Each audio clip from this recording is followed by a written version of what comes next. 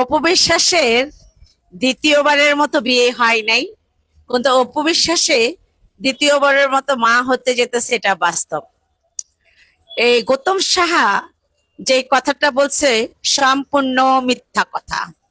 এবং গৌতম সাহার সাথে জড়িত নাটাখাটা বুবলি আর ইঁদুরমুখী। আসলে কারা কারা একটু ইঁদুরমুখীকে চিনছেন আমার একটু জানাইবেন। কারণ ইঁদুরমুখী নিজেই মনে করেন নিজের শারীরিক গঠন নিয়ে পার্লারে এত ব্যস্ত থাকে, আবার মনে করেন নাইট ক্রিম এইটা ওইটার বিজ্ঞাপনও দেয়। আমি মনে করি ইঁদুরমুখীরে দইরা এই সমস্ত জিনিস থেকে বয়কট করার দরকার। এই ইঁদুরমুখীর মতো মানুষ যদি এদেরকে বয়কট করে, তাহলে দেখবেন উল্টা পাল্টা কোনো পণ্য দিয়া বাংলাদেশের মানুষকে বিনা কারণে ধন্য বানাইতে পারবে না। আর আমার তরফ থেকে ইঁদুরমুখীকে বয়কটের ডাক দিলাম।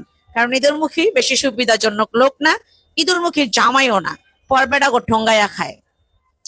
আর এই যে উপবিশ্বাস নিয়ে যে গুজুবি কথাটা, যে উপবিশ্বাসে বিয়া বইছে সিঙ্গাপুরের এক ভদ্রলোকের সাথে, এটা একেবারে গৌতম শহরে তো আমি তো বলবো যেটা বোকাচোদাই চারা লইলো, মনে কর নিজের ফায়দা নিজে লুটছে। আর অপবিশ্বাসের নামে হইলো গিয়া গৌতম শাহ হইলো গিয়া এটা মিথ্যা কথা বলতেছে। এবং নাটাখাটা বুবলির যে মেয়ে, এই মেয়ে কার জন্মের, মূলত বাপকে? আসলে কি ছোট পর্দার আর্টিস্ট মাহফুজে কি এই মেয়ের বাপ, নাকি আমরা বলবো ক্ষমতা হারানো দুর্নীতিবাজের জিএম কাদেরের মাইয়ার জামাই মাহফুজের আহ বুবলির মেয়ে যে এটার মেয়ের বাবা? ও মা!